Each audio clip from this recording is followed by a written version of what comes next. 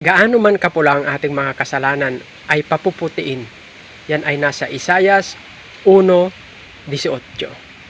Kaya dapat tayong matuwa sa katotohanan na ang Diyos ay nagpapatawad ng mga kasalanan.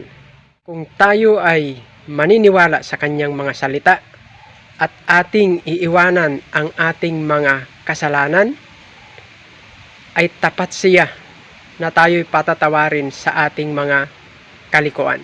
Bibigyan tayo ng Diyos ng pure heart at ang kanyang espiritu ay sa atin, sapagkat si Kristo ay nabuhay upang mamagitan para sa atin.